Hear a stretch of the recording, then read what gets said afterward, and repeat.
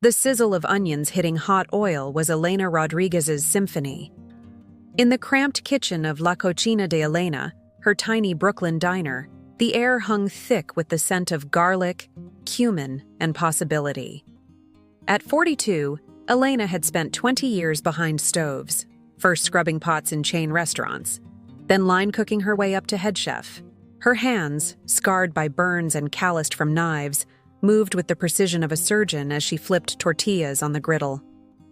But tonight, as she counted the day's earnings, $387 after rent, utilities, and food costs, her shoulders slumped. The dream of owning a food truck, of sharing her grandmother's recipes with the world, felt as distant as the stars beyond the kitchen's greasy window. Elena's journey began in Mexico, where she learned to cook at her abuela's side, grinding corn for tortillas on a stone metate. At 19, she crossed the border with $200 sewn into her dress, landing in New York with no papers and only her hands to rely on. For years, she worked in shadows, paid under the table until Amnesty granted her a green card. By then, she'd saved enough to lease this storefront, transforming it into a haven for homesick immigrants and food lovers alike. But gentrification was creeping in. Her rent had doubled in 3 years, and the new artisanal bakery next door drew crowds with its $8 avocado toast, while Elena's $5 breakfast burritos struggled to compete. One rainy Tuesday, Elena served Marco Rossi, a venture capitalist nursing a hangover with her pozole. As he savored the rich broth, he said, "This isn't just food, Elena. It's culture. You should bottle it." She laughed, wiping her hands on her apron. Who'd buy soup in a jar? But Marco saw what she couldn't: the potential in her recipes, the loyalty of her customers, the untapped market for authentic, convenient meals. He handed her his card. "When you're ready to think bigger, call me." That night, Elena stared at her grandmother's recipe book, its pages stained with decades of love. She thought of the single mothers who rushed in for her $1 tamales after school pickups, the construction workers who lingered over her coffee, the students who studied over bowls of caldo de res. Her food wasn't just sustenance, it was community. But how could she scale that without losing its soul? Elena spent months researching. She learned that the global meal kit delivery market was worth $20 billion, yet none focused on immigrant cuisines. She experimented, deconstructing her grandmother's mole into shelf-stable sauces, freeze-drying her salsas, perfecting vacuum-sealed tamales that retained their freshness. She maxed out her credit cards to rent a commercial kitchen, working nights after her diner shift. Her first product, Abuela's mole paste, sold out at a local farmer's market in hours. Customers raved about its complexity: chocolate, chilies, spices, unlike anything in stores. But scaling brought challenges.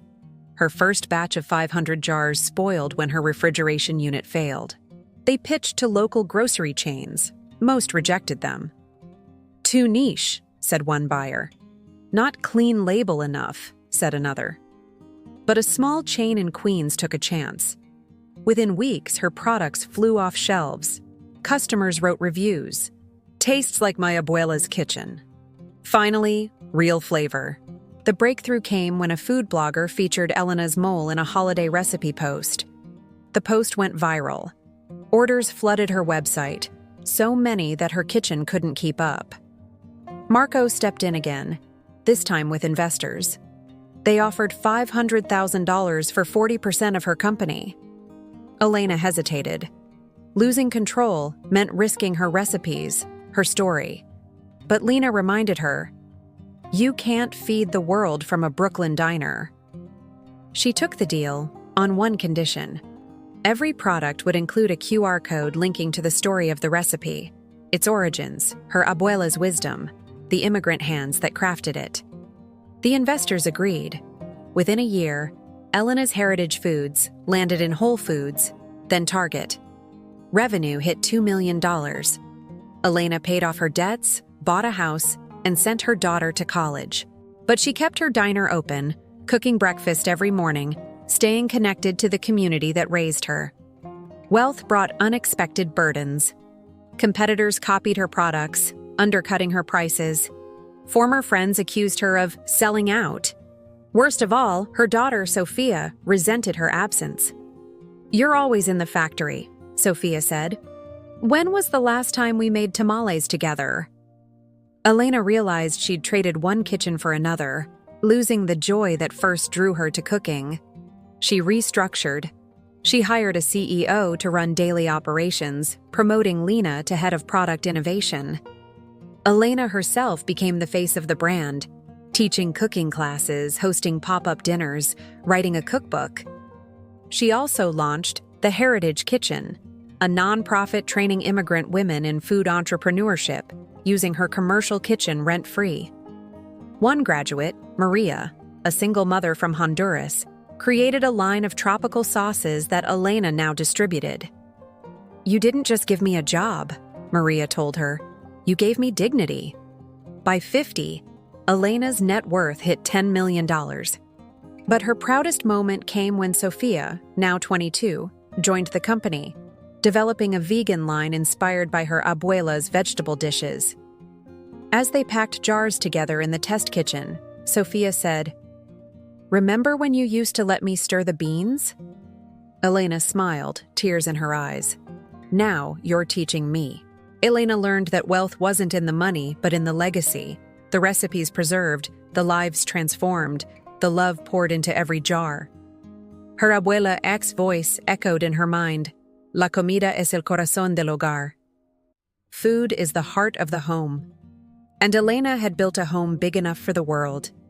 The scent of cumin and chocolate still clung to Elena Rodriguez's skin as she stepped into the sleek Manhattan boardroom, a stark contrast to the steamy chaos of her Brooklyn diner. At 45, her net worth had surged to $12 million, but the weight of expectation felt heavier than any stockpot. Before her sat a team from Mitsui Foods, offering $25 million to bring Elena's heritage foods to Japan. "Your mole paste is already trending in Tokyo," their executive said, pushing a contract across the polished table. "We want you to lead the expansion." Elena's fingers traced the embossed logo on her notebook, a metate grinding corn, her grandmother's legacy. Japan meant global recognition, but it also meant entrusting her recipes to strangers. Could her abuela's wisdom survive translation? That night, in her test kitchen above the diner, Elena experimented with Japanese ingredients, blending her Oaxacan mole with miso and yuzu. The result was jarring, like forcing two rivers to flow backward. She called her daughter Sophia, now interning at a Michelin-starred restaurant. "Taste this," Elena said, offering a spoon. Sophia's brow furrowed. "It's confused, Mama. Like you're trying too hard to be something you're not." The words stung, but Elena knew Sophia was right.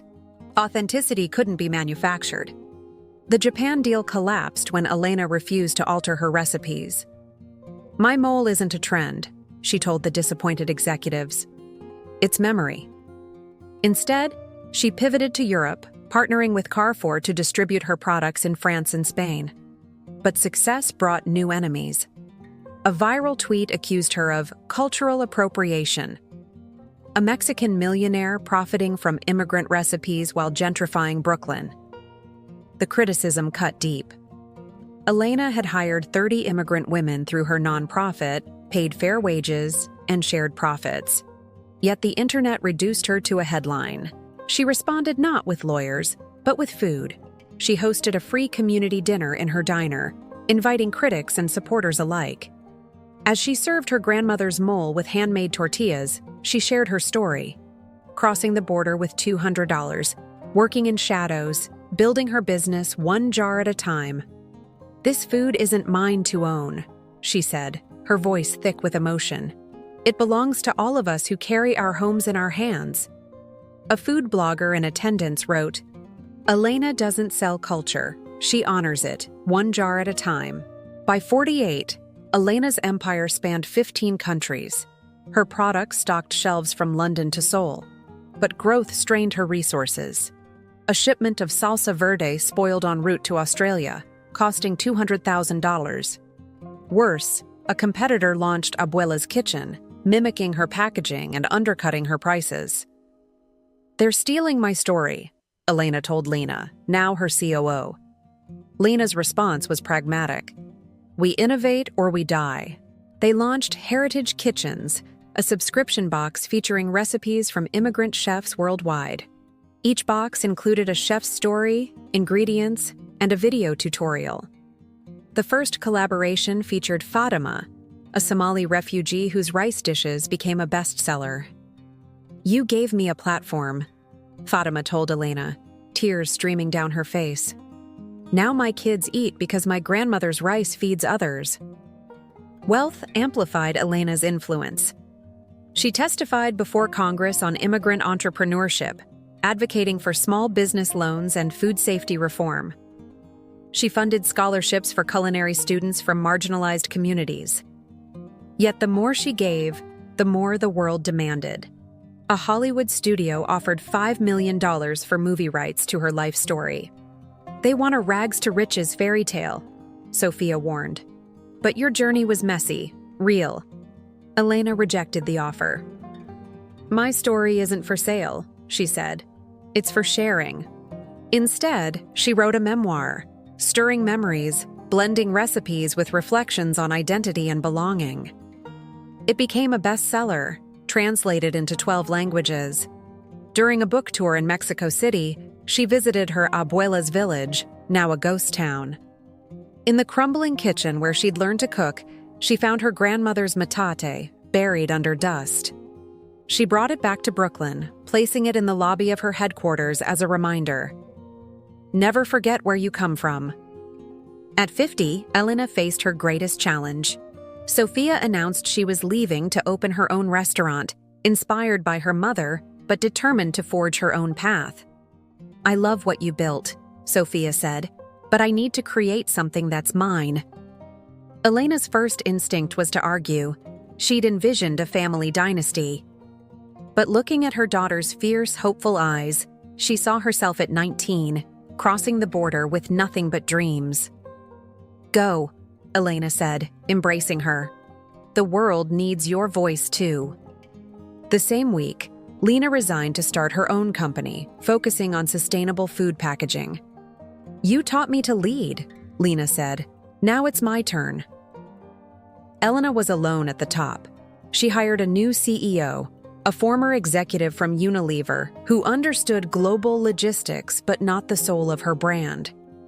Within months, employee morale plummeted. Products felt rushed. Stories were shortened. The magic was fading. Elena returned to her roots. She spent a month cooking in her diner, reconnecting with customers and recipes. She realized her mistake. She'd built systems but forgotten the people. She restructured, promoting Maria, once a trainee in her nonprofit, to head of product development. She reinstated story time at company meetings, where employees shared family food memories. She launched the Abuela Project, documenting and preserving heirloom recipes from disappearing cultures. One evening, as she closed the diner, Elena found a young woman waiting outside, clutching a worn recipe book. "My grandmother was from Oaxaca," she said. "She passed away, and I don't know how to make her mole." Elena invited her in, and together, they cooked until dawn, the kitchen filled with laughter and the scent of chocolate and chilies. As the sun rose, Elena realized her true wealth wasn't in millions, but in moments like these, keeping traditions alive, one pot at a time. Her company stabilized, revenue climbing to $50 million. But Elena's proudest achievement wasn't financial. It was the network of kitchens she'd inspired, immigrant women across the country, empowered to share their heritage through food. She'd built not just an empire, but a movement. And as she stirred a pot of beans in her Brooklyn diner, the sizzle echoing like a heartbeat, Elena knew she was exactly where she was meant to be. Home. The Brooklyn rain drummed against the windows of Elena's diner.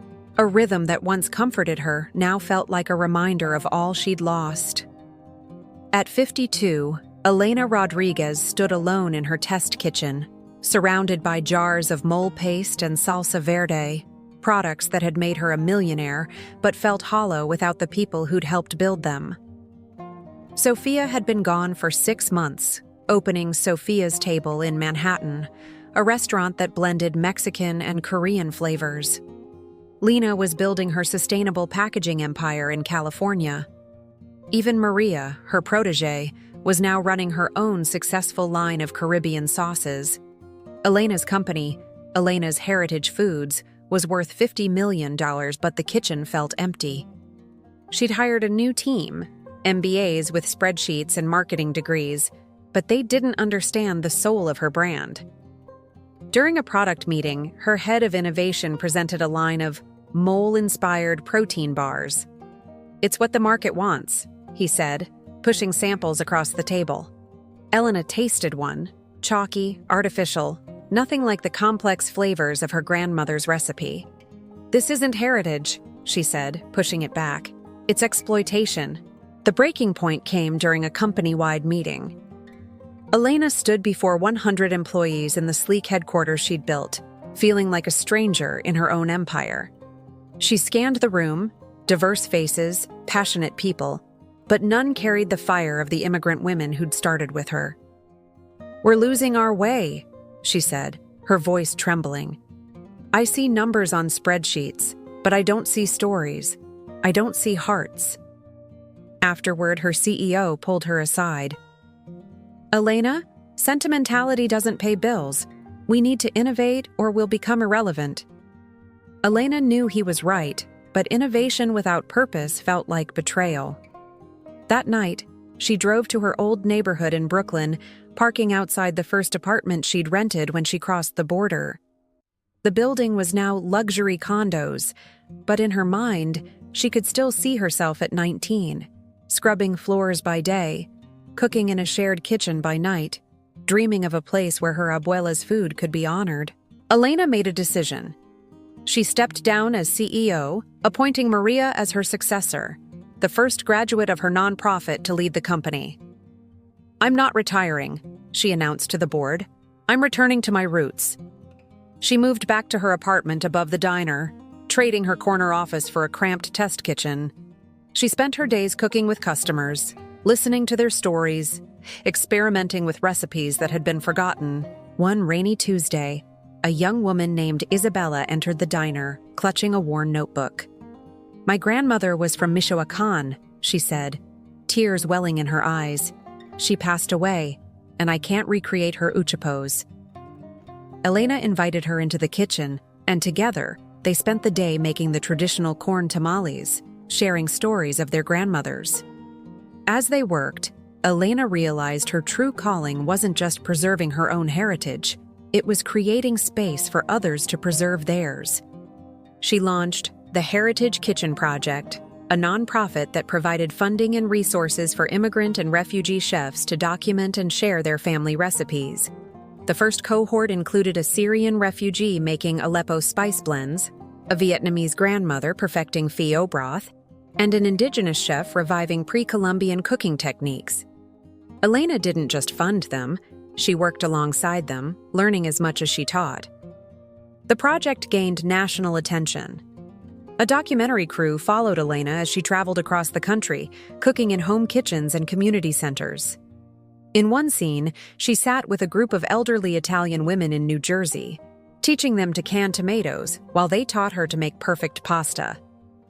"Food is the only language that needs no translation," Elena told the camera, her face illuminated by the stove's glow. Meanwhile, Sophia's restaurant was thriving. Sophia's Table received a Michelin star, and critics raved about her innovative fusion cuisine. But success came at a cost. Sophia worked 18-hour days, her relationship fraying under the pressure. One night, after service, she called Elena, her voice raw with exhaustion. "I thought I was building something new, Mama," she said. "But I'm just repeating your mistakes. I'm so alone." Elena drove to Manhattan immediately, finding Sophia in her empty restaurant, surrounded by dirty dishes and unopened invoices. Without a word, Elena rolled up her sleeves and began washing dishes. Sophia joined her, and soon they were working side by side, just like old times. "You don't have to do this alone," Elena said, scrubbing a pot. "None of us do." Together, they restructured Sophia's business, hiring a team and implementing the work-life balance principles Elena had learned too late. They also began collaborating on a new project, a cookbook that would blend their family recipes with stories of immigrant resilience. The turning point came when Elena received an invitation to speak at the United Nations World Food Program. Standing before representatives from 193 countries, she shared her journey, from crossing the border with $200 to building a culinary empire. But she didn't focus on her wealth. Instead, she spoke of the women who'd inspired her. Her abuela in Oaxaca, Mrs. Gutierrez in Brooklyn, Fatima in Somalia, Isabella making uchapos. "True wealth isn't in what we accumulate," she said, her voice echoing through the hall. "It's in what we cultivate: community, culture, connection. Food is the thread that weaves us all together." After her speech, delegates from around the world approached her, inviting her to help preserve their own culinary heritage. Elena realized her work had just begun. She returned to Brooklyn with a new vision: the Global Heritage Initiative, an organization that would document and protect traditional foodways worldwide. Back in her diner, Elena cooked a special meal to celebrate the launch. She invited Sophia, Maria, Lena, and the chefs from her Heritage Kitchen project. As they gathered around the table, Elena looked at the faces before her, diverse in age, culture, and experience, but united by their love for food and community. She raised her glass.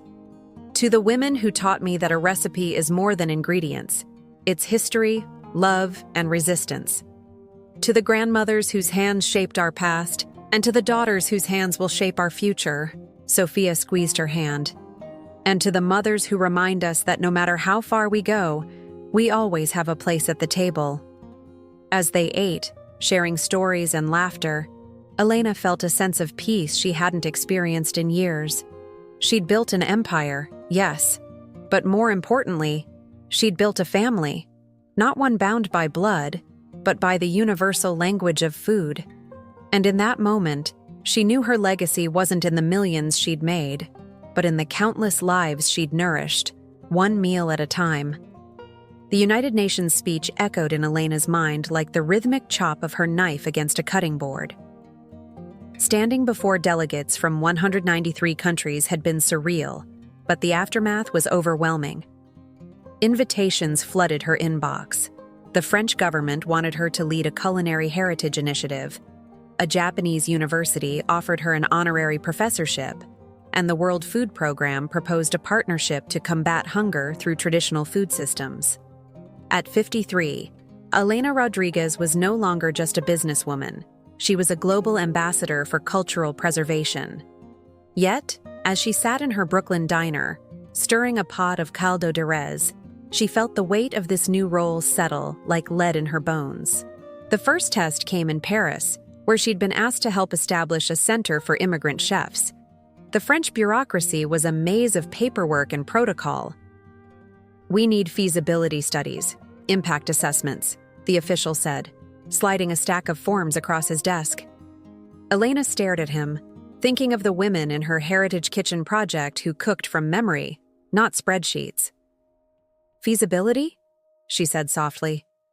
"I'll show you feasibility." She spent the next month cooking in community centers across Paris, teaching North African women to preserve their grandmother's tagine recipes, showing Senegalese immigrants how to bottle their thiboudien sauces. When the officials tasted the food, rich with history and flavor, they approved the center without a single study. Back in Brooklyn, Sophia approached her with an idea. "Mama, what if we expand heritage foods into meal kits? Not the trendy kind, but ones that tell stories." Elena was skeptical. "We tried that with the subscription boxes." Sophia shook her head. "No, this is different. Each kit would include ingredients from a specific immigrant community, plus a video of the elder teaching the recipe. We'd split profits with the families." Elena hesitated. She'd seen how commercialization could distort traditions, But the passion in Sophia's eyes reminded her of her own younger self. They launched Roots kits with 3 recipes: Vietnamese pho, Syrian kibbeh, and Oaxacan mole. The kits sold out within hours, and emails poured in from families wanting to share their own recipes. But success brought complications. A corporation offered $10 million to buy the concept. "We can scale this globally," their representative said, showing projections of exponential growth. Elena met with Sophia in the diner's back room, the smell of onions caramelizing around them. $10 million could fund so many projects, Sophia said, her voice tight with temptation. Elena stirred the onions, watching them turn golden. And then what? Some executive in an office decides which recipes are marketable, which stories are profitable. She turned off the stove. "Some things aren't for sale, mija." The rejection made headlines. Millionaire cook turns down fortune to protect culture. Critics called her foolish. Supporters called her visionary. Elena ignored both, focusing instead on expanding the Heritage Kitchen project globally. She traveled to India, where she worked with Dalit women reviving ancient spice blends, to Kenya, where Maasai elders taught her to preserve milk using traditional methods, to Peru, where Quechua farmers showed her how to cultivate lost varieties of potatoes. Everywhere she went, she saw the same pattern: traditional knowledge disappearing as younger generations migrated to cities, pursued modern diets, or simply forgot the old ways. In a remote village in Oaxaca, Elena met an elderly woman named Rosa, who was the last person in her community who knew how to make tajade, a sacred corn and cacao drink. "The young people think it's old-fashioned," Rosa said, grinding cacao beans on a metate identical to Elena's grandmother's. "They prefer soda." Elena spent a week with Rosa, documenting every step of the process, filming her weathered hands moving with practiced grace. When she posted the video online, it went viral. Young Mexicans from Mexico City to Los Angeles began reaching out, asking where they could learn to make tajate. Within months, Rosa was teaching workshops, her kitchen filled with eager students. "You gave my tradition back to me," Rosa told Elena, tears streaming down her face. "No," Elena replied. "You just needed someone to listen." As Elena's global influence grew, so did the demands on her time. She was invited to speak at conferences, consult with governments, and judge food competitions. Sophia worried. "Mama, you're running yourself ragged. When was the last time you cooked just for fun?" Elena realized she couldn't remember. She'd become so focused on preserving other people's food traditions that she'd neglected her own joy in cooking. She decided to take a sabbatical, turning over daily operations of Heritage Foods to Maria and the Roots kits to Sophia. She retreated to a small cottage in Oaxaca, the one she'd bought with her first million. For 3 months, she cooked only for herself, experimenting with new ingredients, revisiting old recipes, eating meals at her own pace, watching the sunset over the mountains. She wrote in a journal, not for publication, but for herself. "I thought I was saving traditions, but really, they were saving me. In the rhythm of chopping, stirring, tasting, I remember who I am before I was a millionaire, before I was a CEO, just a girl who loved to feed people." The sabbatical ended when Sophia called with urgent news. A multinational corporation was patenting traditional spice blends from India, claiming they'd discovered them. "They're stealing recipes that belong to communities," Sophia said, her voice trembling. Elena flew back immediately, meeting with lawyers, activists, and the affected communities. Together, they launched a campaign. "Our recipes are not your property." The legal battle was grueling, but public pressure forced the corporation to abandon the patents. The victory set a precedent, and governments began discussing new laws to protect traditional culinary knowledge. Elena used the momentum to establish the Global Heritage Food Alliance, an organization that would document, protect, and promote traditional food systems worldwide. The inaugural summit brought together farmers, chefs, activists, and policymakers from 50 countries. In her opening speech, Elena held up a simple ear of corn. "This isn't just food," she said. "It's history. It's resistance. It's the future. Every time we choose to cook a traditional meal, to teach a child an old recipe, to support a local farmer, we're choosing to preserve not just flavors, but ways of being that the world desperately needs." Back in Brooklyn, Elena found her diner transformed. The Heritage Kitchen Project had taken over the space, with immigrant chefs cooking side by side, sharing techniques and stories. The air was thick with the scent of cumin and curry, garlic and ginger, a symphony of global flavors. Elena walked through the kitchen, tasting a spoonful of Ethiopian dorowat here, a bite of Peruvian aji de gallina there, feeling a profound sense of peace. Sophia joined her, wiping flour from her hands. "Remember when you used to worry about me leaving?" she said, smiling. "Now I can't get rid of you." Elena laughed, but her eyes were misty. "I was wrong to want to hold you back," she said. "Your wings were always meant to stretch beyond my kitchen." They stood in silence for a moment, watching the chefs work, their hands moving with purpose, their faces alight with passion. That evening, as Elena locked up the diner, she noticed a young woman waiting outside, clutching a notebook. "My abuela used to make these tamales," she said shyly, showing Elena a handwritten recipe. "But I can't get the masa right." Elena smiled, unlocking the door. "Come in," she said. "Let's see what we can do together." As they worked, the kitchen filled with the scent of corn and lard, of tradition and hope. And Elena knew that this moment of connection, of passing knowledge from one generation to the next, was the truest wealth of all. The scent of burnt sugar clung to Elena Rodriguez's clothes as she stumbled through her Brooklyn apartment at 2 a.m., jet-lagged from a 3-week tour promoting the Global Heritage Food Alliance. At 55, her face was a roadmap of exhaustion, fine lines around her eyes from squinting at stadium crowds during speeches, a permanent furrow between her brows from negotiating with government officials in 5 languages. The apartment was silent except for the hum of the refrigerator, a sound that once comforted her now felt like a reminder of all she'd neglected. Sophia's text from 3 days ago glowed on her phone. "Mama, when are you coming home? The Roots Kids team needs your input on the new Ethiopian line." Elena sank onto the couch, surrounded by unpacked luggage and unopened mail. She'd built an empire that spanned continents, but the weight of it all felt like a stone in her chest. The next morning, Elena dragged herself to the diner, her movements sluggish. The kitchen buzzed with activity. Chefs from the Heritage Kitchen Project prepping for a pop-up dinner, the Roots Kids team packaging orders, Maria now confidently directing operations. But Elena felt like a ghost in her own domain. When Maria asked her to taste test a new mole variation, Elena's mind drifted to the Oaxacan village where she'd learned the recipe, the memory so vivid she could almost feel her abuela's hand guiding hers. The flavor was perfect, but when Maria asked for her opinion, Elena just nodded mutely. Later, Sophia found her staring blankly at a wall of family photos. "Mama, you're here, but you're not," Sophia said gently. "What's wrong?" Elena hesitated, then confessed what she'd been feeling for months. "I think I've lost my way.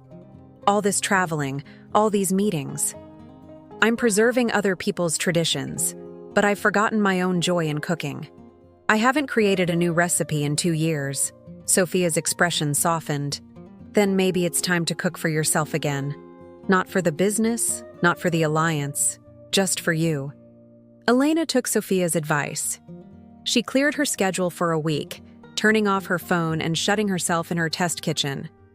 For days, she experimented without purpose, roasting spices until the kitchen smelled like a Moroccan market, fermenting dough until it bubbled like a living thing, reducing sauces until they clung to the spoon like velvet. She made mistakes, burned things, started over. Slowly, the joy returned, the meditative rhythm of chopping, the alchemy of ingredients transforming, the satisfaction of creating something new. On the fifth day, she developed a recipe that felt like coming home. A mole blanco infused with white chocolate and hoja santa, creamy yet complex, traditional yet innovative. She called it Mole de la Aurora, Dawn Mole, for the way its flavors unfolded like morning light. When she served it to Sophia and Maria that evening, their eyes widened. "This is incredible," Maria said. "It tastes like hope." Sophia nodded. "It's you, Mama. All your history, all your travels, distilled into one dish." Elena felt tears prick her eyes. For the first time in years, she'd cooked not to preserve the past, but to create something new. The respite was short-lived. The Global Heritage Food Alliance faced a crisis. A proposed trade deal threatened to flood markets with cheap, industrially produced versions of traditional foods, devastating small-scale producers. Elena was pulled back into the fray, traveling to Washington, D.C. to testify before Congress, then to Brussels to lobby the European Union. The work was grueling. 12-hour days of meetings, debates, and negotiations. One night in her hotel room, Elena collapsed onto the bed, too exhausted to even remove her shoes. Her phone rang. It was Sophia, her voice tight with panic. "Mama, we have a problem. A big corporation just launched a line of authentic heritage meal kits. They're using our branding, our stories, everything." Elena flew back immediately, meeting with Sophia and their legal team. The corporation, Global Gourmet, had deep pockets and powerful lawyers. "They're claiming heritage can't be trademarked," their lawyer explained. "And technically, they're right." Elena felt a cold dread settle in her stomach. All her work, all the stories she'd fought to protect, could be co-opted by a company that saw culture as just another commodity. That night, Elena couldn't sleep. She wandered into the diner's kitchen, the only place that still felt like home. As she stood at the stove, stirring a pot of beans, she had an idea. If she couldn't fight them legally, she'd fight them culturally. She called Sophia at dawn. "We're going to launch the Heritage Food Challenge," she said.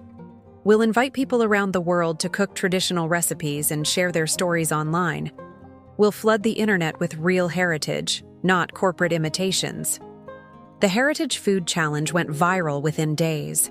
Home cooks from Mumbai to Mexico City posted videos of themselves making grandmother's recipes, sharing memories and techniques. Elena and Sophia traveled to some of the most compelling entries. A grandmother in Tokyo teaching her granddaughter to make miso, a father in Sicily passing down his pasta-making secrets, a group of indigenous women in Canada preserving pemmican recipes. Each story was a testament to the resilience of tradition. Meanwhile, Global Gourmet's slick campaign fell flat. Consumers saw through the corporate veneer, choosing instead to support the real people behind the food. Within months, Global Gourmet's sales plummeted, and they quietly discontinued the line. But the victory was bittersweet.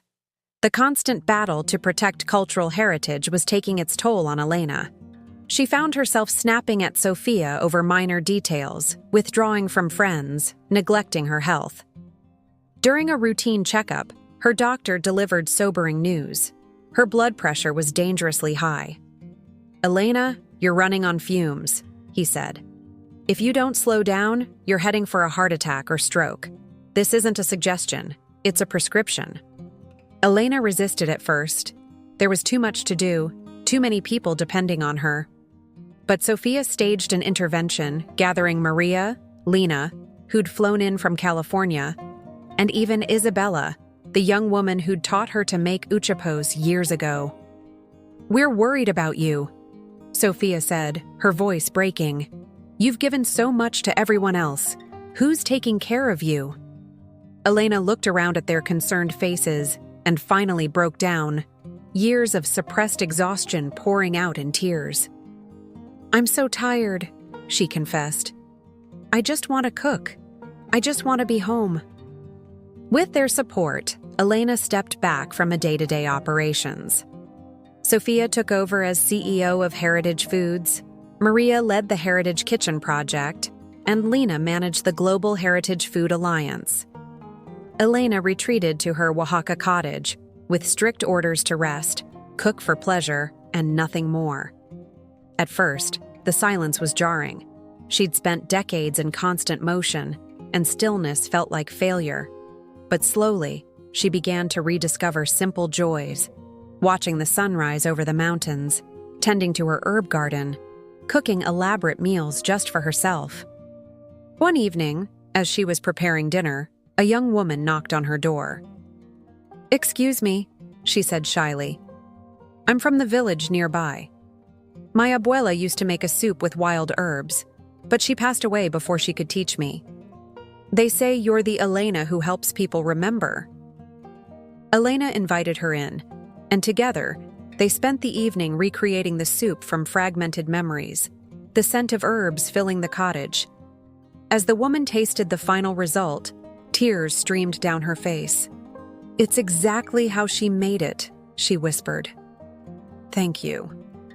Elena stayed in Oaxaca for 6 months, cooking with locals, documenting forgotten recipes, and slowly healing. When she returned to Brooklyn, she was changed, calmer, more present, more grounded. She and Sophia redefined their relationship. No longer CEO and subordinate, they became true partners, collaborating on projects that inspired them both. Together, they opened a small cooking school in the back of the diner, focusing on immigrant and refugee chefs. On the school's opening day, Elena stood before a diverse group of students: a Syrian refugee, a Mexican grandmother, a Korean-American teenager, a Haitian single mother. "Welcome," she said, her voice clear and strong. "This isn't just a cooking school. It's a place where we honor where we come from while creating something new, where we remember that food is more than sustenance, it's memory, resistance, love." She picked up a knife. "Now, let's cook." As the students began chopping, stirring, and laughing together, Elena felt a profound sense of peace. She'd built an empire, yes, but she'd also built a community, a global family united by the universal language of food. And in that moment, she knew that her true legacy wasn't in the millions she'd made or the awards she'd won, but in the countless lives she'd nourished, one recipe at a time. 20 years had passed since Elena Rodriguez first stirred a pot of beans in her Brooklyn diner, the scent of cumin and garlic clinging to her skin like a second skin. At 60, her hair was silver as moonlight, her hands still bore the scars of 1,000 kitchen battles, but her eyes held the quiet wisdom of someone who had distilled life to its essence. The diner, now expanded into a community hub called La Cocina Universal, buzzed with the energy of a dozen cultures. In one corner, a group of Syrian refugees rolled grape leaves. In another, elderly Italian women argued over the perfect ratio of basil to pine nuts for pesto.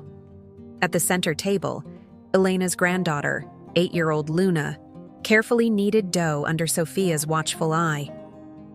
Elena watched them, a cup of café de olla warming her hands, feeling the weight of her legacy settle around her like a well-worn apron.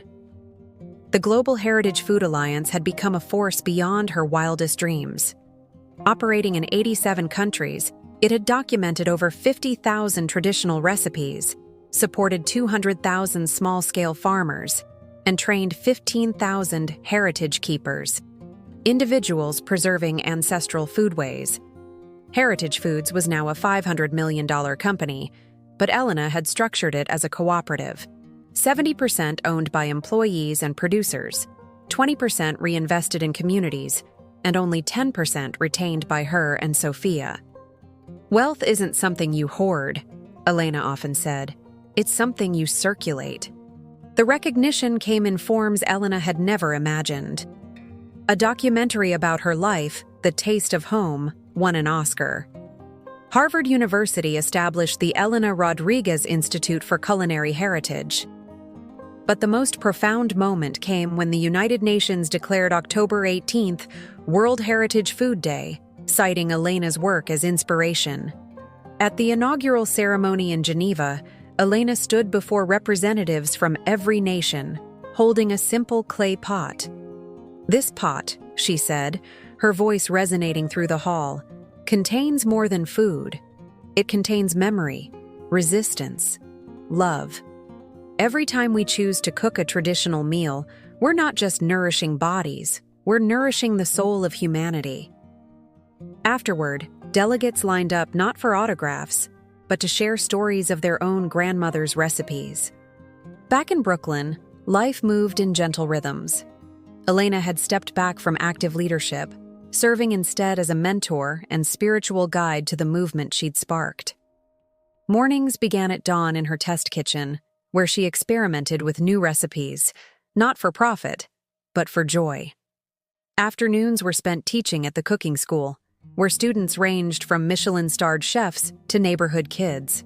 Evenings were for family dinners at the long table in the diner's center, where the menu changed daily based on what the community brought. Mrs. Gupta's fresh turmeric, Mr. Lee's homemade tofu, young Jamal's rooftop honey. Sophia, now 45, had grown into her role as a visionary leader. Under her guidance, Heritage Foods had launched Seed to Spoon, a program connecting urban consumers directly with traditional farmers through an app that showed the face and story behind every ingredient. Technology doesn't have to disconnect us from tradition, Sophia often said. It can help us honor it. She and Elena had developed a deep partnership, their relationship evolving from mother-daughter to equals who challenged and inspired each other. The greatest test came when climate disasters threatened food systems worldwide. Droughts withered crops in Mexico, floods destroyed rice paddies in Bangladesh, wildfires devastated vineyards in California. The Heritage Alliance mobilized, establishing seed sanctuaries to protect endangered crop varieties, training farmers in resilient techniques, and creating emergency food relief programs based on traditional preservation methods.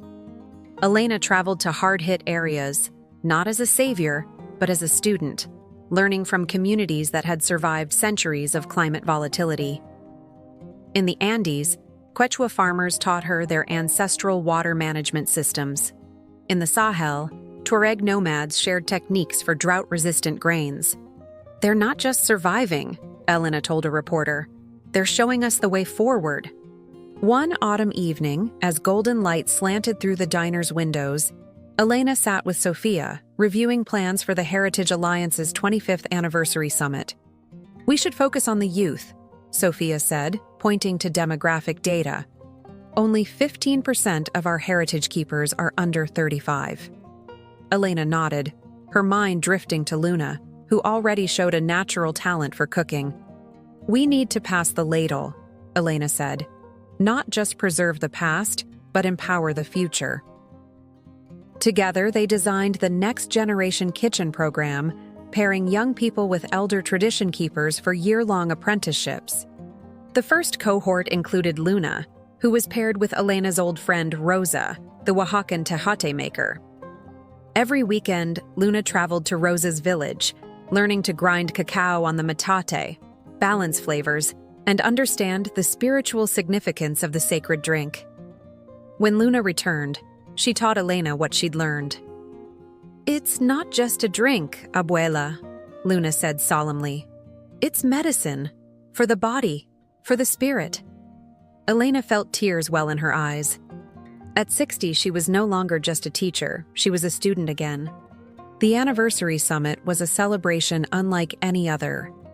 Held in Brooklyn, it brought together 5,000 people from 120 countries: farmers, chefs, activists, scholars, and enthusiasts. The streets around the diner were closed for a massive outdoor market where traditional foods from every culture were shared, stories exchanged, and friendships forged. Elena, though hesitant to take center stage, was persuaded to give the closing address. Standing before the crowd, with Sophia and Luna beside her, she looked out at the sea of faces, young and old, from every corner of the globe, and felt overwhelmed with gratitude. "When I started this journey," she began, her voice thick with emotion, "I was just a cook trying to honor my grandmother's memory. I never imagined it would grow into this global family united by food." She paused, collecting her thoughts. "But this movement was never really about me. It was about all of us, about the grandmothers who preserved recipes through wars and migrations, about the farmers who nurtured the land, about the cooks who poured love into every pot, about the children who will carry these traditions forward. She raised her hands. So let's make a promise tonight. Let's promise to keep cooking, keep sharing, keep listening. Because in every recipe, in every meal, we're not just feeding bodies, we're feeding hope. The years that followed brought both joy and sorrow. Lena, Elena's longtime friend and collaborator, passed away peacefully in her sleep. The diner held a memorial where, instead of flowers, people brought dishes inspired by Lena's sustainable packaging work, edible containers, zero-waste recipes, innovations that carried her legacy forward. Maria, now CEO of Heritage Foods, expanded the company's reach while maintaining its ethical core. Sophia became a mother again, welcoming twins who joined Luna in the kitchen's next generation. Elena, at 70, slowed her pace but never stopped cooking. She published her final cookbook, The Eternal Recipe, which wasn't just a collection of dishes but a philosophy of life. Cooking is an act of love, she wrote, an act of resistance, an act of remembrance. In every chop, every stir, every taste, we participate in the eternal dance of nourishment that connects us to our ancestors, our communities, and the earth itself. The book became a bestseller, translated into 30 languages. On her 75th birthday, Elena sat in the diner's garden, surrounded by family and friends. Luna, now 23 and a chef in her own right, presented her with a gift, a beautifully crafted metate, just like her grandmother's. "So you can keep teaching us," Luna said, embracing her. Later, as they gathered around the table for a feast of traditional foods from every culture represented in their extended family, Elena looked around at the faces.